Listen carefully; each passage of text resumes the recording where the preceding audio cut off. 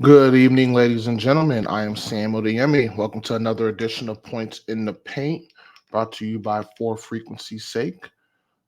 Don't know if you caught that. Again, I am Sam. Edition of Points in the Paint, brought to you by For Frequency's Sake, QC.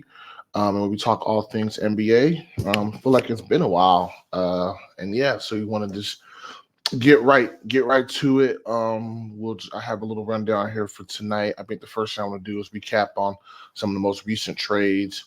I believe after our last show, I talked about the OG Anunoby trade to the Knicks. Since then, and I might have covered this on the last show. It's been a while. Bear with me. Terry Rozier got moved from um, the Hornets. He pretty much went to Miami, and Miami sent back Kyle Lowry. Pretty much flipped. Lowry for Rozier. And then also the Hornets got the Hornets got a second 2027 first round pick from Miami. Okay.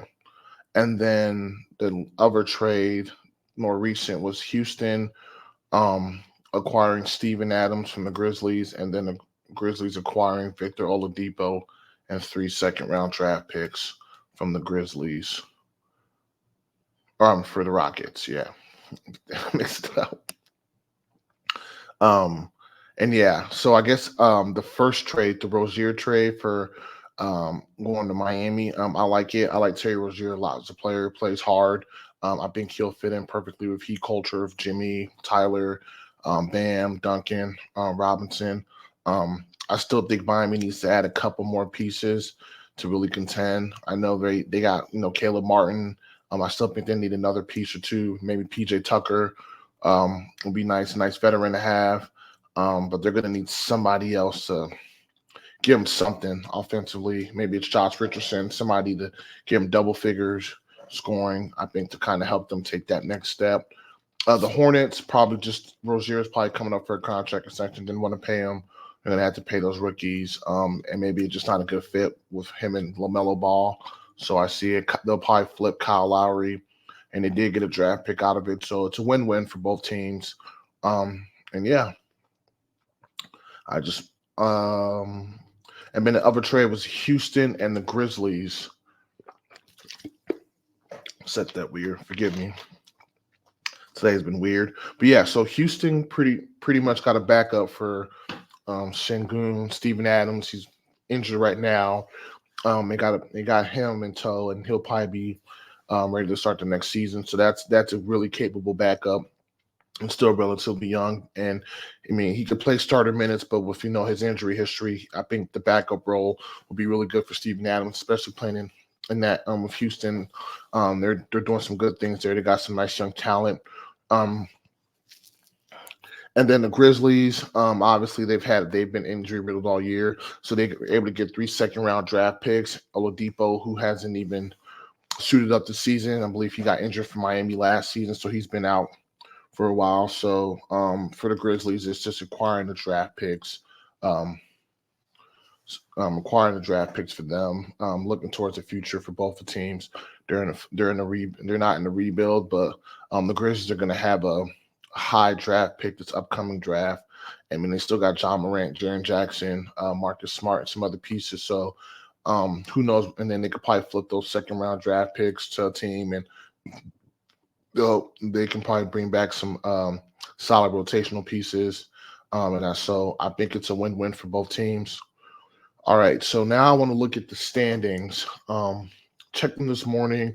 Didn't want to write them down just because I know they changed. I know there's some games tonight, but as of right now, guys, tonight, in the Eastern Conference, we got the Celtics number 1, the Bucks are number 2, Cleveland's 3, Knicks are 4, Sixers are 5, Pacers are 6, Orlando Magic 7, Miami's 8, Chicago is 9, and Atlanta's 10.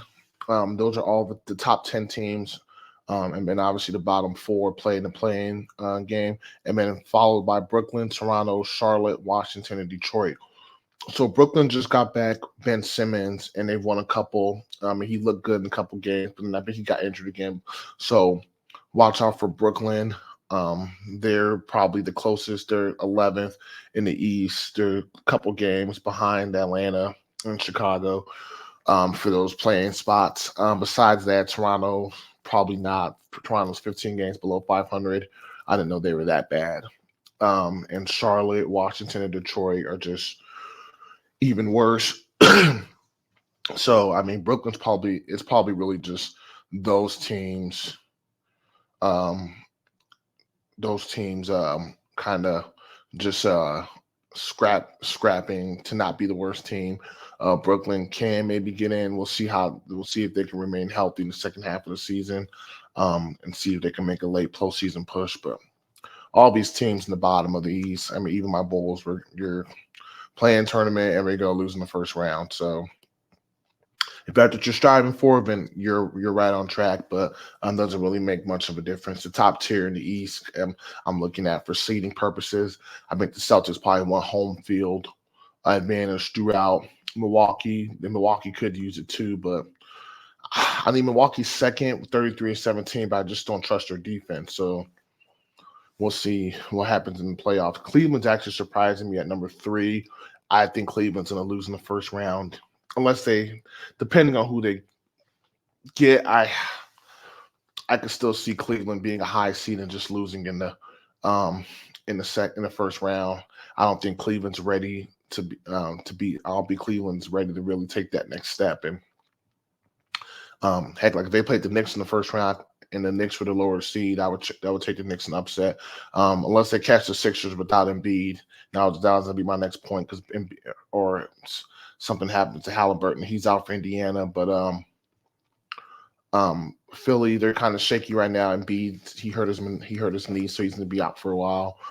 So they could potentially slide all the way out of the playoffs. The Sixers, I don't know if they'll have enough to hold the fort down without Embiid for an extended period. Like he's gonna be out for a couple months. So Philly's on some thin ice, and they're Eagles, they didn't have the best showing, but baseball's getting ready to start. See what the Phillies do. I think the Phillies just won the World Series or something recently. All right, that's the Eastern Conference. Let's jump over to the West. So in the West, we have the OKC is 1, T-Wolves are 2, Clippers are 3, Denver's 4, Sacramento is 5, Phoenix is 6, the Pelicans are 7th, Dallas is 8, Lakers are 9, not a surprise there, and Utah is 10, followed by Houston, Golden State, Memphis, Portland, and San Antonio. Watch out for Houston, Golden State, potentially sneaking in the playing games. I think Memphis at this point should probably just play their young guys, let their young guys develop. John Morant's already out for the season. I would play, if I was Memphis, I'd be playing Zaire Williams more and some other young guys and kind of develop them. You just traded Steven Adams. You got Oladipo, who's probably injured. He's probably not going to play for you. So, and Steven Adams wasn't playing for you anyways, but just play your young guys and look towards the future. And just, go from there. If I'm Memphis. Golden State, this team is, they're probably on their last leg with the current roster with Steph, Clay, Draymond. So I mean, I just say go all in if you're Golden State. See what you can get out of this last season. When Chris Paul's been out, he'll come back. Maybe you'll make a move at the deadline. I'm not sure what move's going to really pin you over, but Golden State they don't seem to have the same depth as they had, especially on the perimeter. Like the year they won a championship, they had, you forget, Gary Payton Jr., and they had Otto Porter, and they had Wiggins, and they had some other guys on there. I think Damian Lee, and I want to say this, Torrey Craig, maybe not, no. But they had like 4 or 5 guys on the perimeter who can, JaMychal Green, they had like a lot of perimeter guys to complement the Splash Brothers and to complement Draymond Green and Kevon Looney. They don't have that anymore, so they're really struggling, but we'll see. Draymond Green's also been suspended, so I think Golden State's got too much fight to not make the postseason. So I do think Golden State will pick it up and pick it together, and I do think they might maybe make a surprise move or surprise pickup or something at the deadline, and I think they'll make a second half push. Houston, young, scrappy team. Watch out for Houston. Got a good coach, Nidoka. I think they're trending in the right direction. They might make the play in this year. Um, and then because right now it's currently Pelicans are seventh, Dallas is eight, the Lakers are nine, and Utah's 10. I could see Utah falling out of the playoff conversation because Utah was in the playoff conversation last year, and literally like the last few weeks um they lost out to the Lakers. If I'm correct, so I don't trust Utah. I'm not sure if Utah wants to rebuild or what they want to do. They're literally right at 500. I know Jordan Clarkson might be valuable trade bait, Lowry marketing. I'm not sure if they want to continue to use if they're going to continue to build around him or what's the deal. So I don't know what Utah. I don't know what Utah's their angle is. The Lakers obviously they're Lakers have been on the clock. On the clock. This is one of LeBron's last few years. And they're ninth. They've been full. I could say the Lakers are fool's gold. I always say that because they're just not. Their two best players, LeBron and AD. Respectfully, AD's been healthy this year, but your first best player, is 39-year-old LeBron, and you want him to carry you in the regular season, and then on a huge postseason run, that's just not going to happen. So whatever the Lakers do now, when they get to the playoffs, Bron's going to run out of gas. I'm saying it now.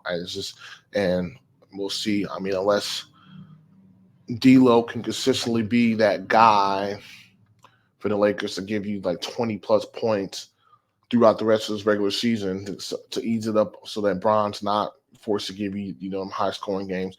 That's the only way I can see the Lakers even being a threat. Other guys have to step up so LeBron can kind of use the regular season. They can't load manage him, but if he's playing less minutes just because other guys are scoring more points, then I would count on them in the postseason. Maybe in the series, Bron can have enough. But other guys for the Lakers just have to show up. I don't know other way to put it. Dallas, Dallas had a better record, but they've dealt with injuries. Kyrie's been out of the lineup. We'll see what Dallas does, but I think you might want to look at kind of shuffling things up in Dallas. Maybe you might want to move some guys.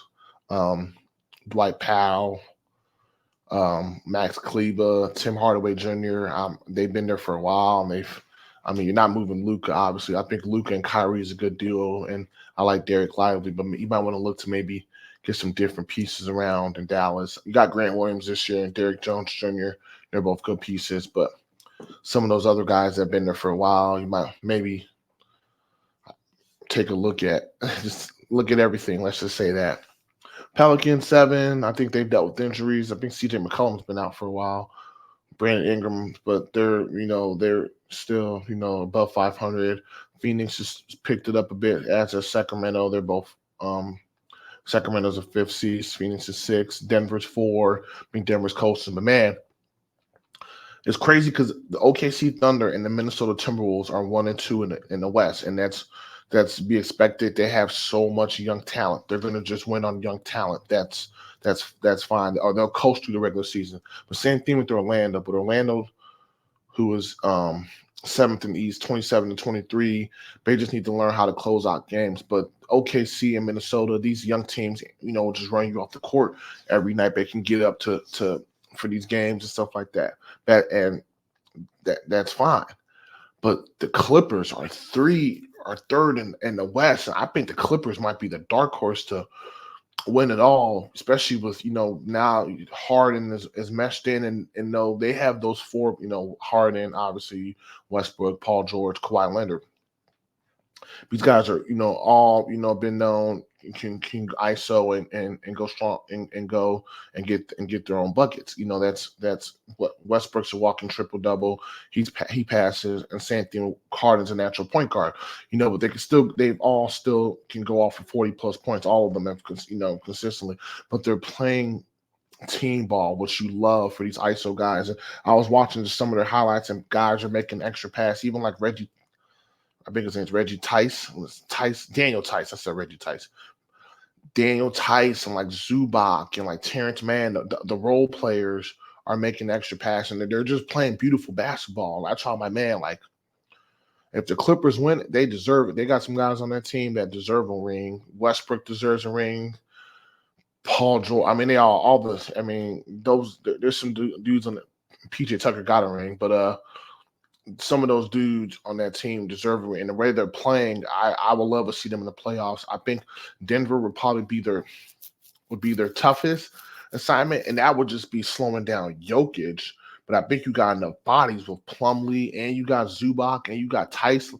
You could throw like PG, and where you can throw a bunch of guys on Jokic, and I still think offensively you have a bunch of guys that can switch. And I'm just saying, I would love to see a Denver Clippers playoff series this year, both teams fully healthy. I think that would be special. But I think, man, watch out for the Clippers at 3. They're just sitting there. In the first round, they draw Phoenix in the first round playoff series. The playoffs ended today.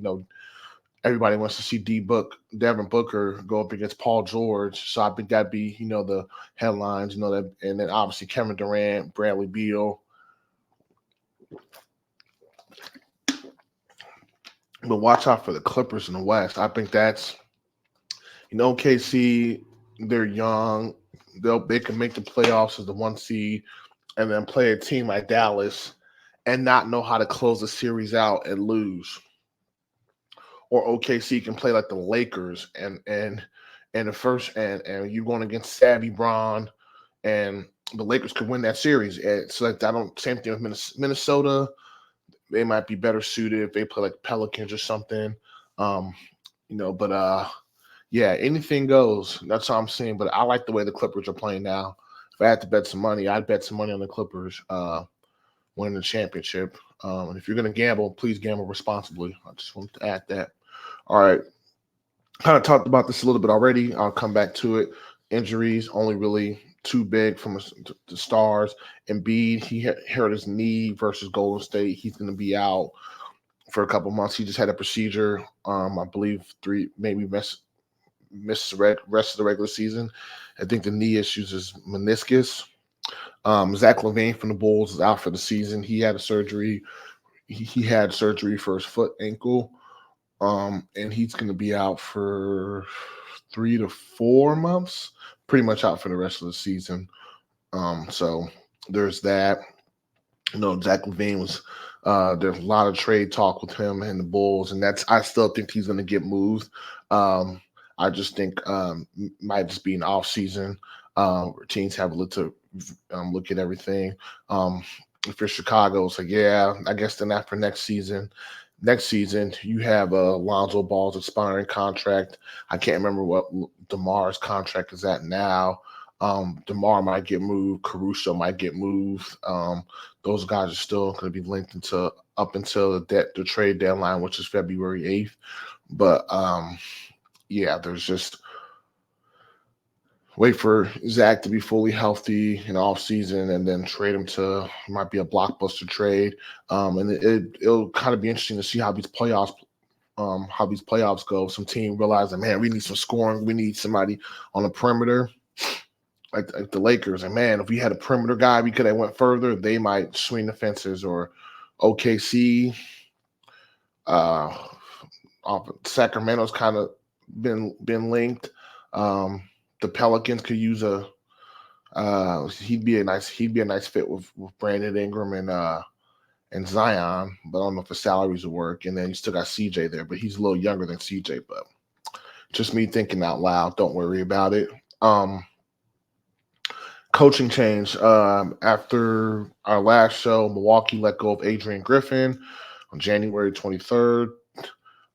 Crazy thing about that is Griffin was 30-13. He was second in the East at the time of the firing, but you've seen that happen before. I think the Cavaliers let rid of David Blatt and hired Tyronn Lue midway through that season, and then they ended up winning the championship. So probably just fit. His personality fit along with the team and made him feel like he was the best person to be the coach. But it's a business at the end of the day. You can get Benson get rid of you, tell you you're not a good fit. So you know how that goes.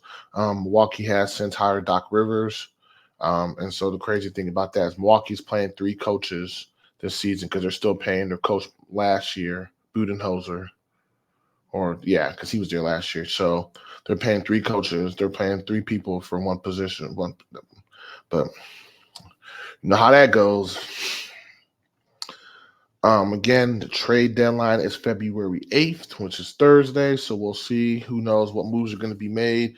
I literally thought it was going to be Zach LaVine getting moved, and that injury happened. But it could still be somebody. And we'll see. We will see what happens. Let me just give you an update on some scores. And again, my Twitter or X is below. Feel free to tweet me if you want me to touch on anything NBA. If you anything you feel like you want me to talk about or I didn't talk about, please let me know. I'm all ears. It could be marked0220 on the platform formerly known as Twitter or X. All right, Lakers are playing the Hornets. Lakers are up 83-66. Cavaliers are playing the Kings, or royalty there. 85-69 Cleveland. Man, Mavericks are at the Sixers. Sixers are winning 61-56. That's kind of surprising. Embiid and still. Clippers and Hawks are in a back and forth. Clippers are up 59-56. Warriors are losing to the Nets 28-37. And then the Raptors are losing to the Pelicans 21-11. Raptors on the road. She mentioned Warriors on the road at Brooklyn. Clippers on the road at Atlanta. Dallas is on the road at Philadelphia. Sacramento is on the road at Cleveland. And then the Lakers are on the road at Charlotte, the Hornets. Man, it's home cookings, man. I feel like all the home teams are, except the Hornets, all the home teams are winning. But I'm a little surprised about the Sixers are. If the Sixers end up winning this game, I'm gonna be a little surprised at Dallas because this is a game they should win, even if Luka or I guess if Luka could be out and Embiid's out for the Sixers. So, and then the Warriors and Nets. The Warriors should win this game or should find some way to win this game. The Warriors need to win every game they can, and beating up on a depleted Brooklyn team will definitely help your chances. But Brooklyn's got some fight in them. Like I said, nobody's just gonna lay down and give you a win. So we'll see. But ladies and gentlemen, that's all I have for tonight. Thank you for joining me. I feel like it's been a while. Okay, I just saw that Jared Vanderbilt for the Lakers is out 3 to 4 weeks. So, and I think Cam Reddish is already out for them. So we'll see what happens. But yes, another good show, another good night. Again, my name's Sam, and I am doing Points in the Paint. And I will be back in a couple of weeks, unless I get a calling and I want to go on sooner. But yeah, you'll see me when you see me. Let's just leave it at that. Never great night. And I will talk to you when I talk to you. All right, peace.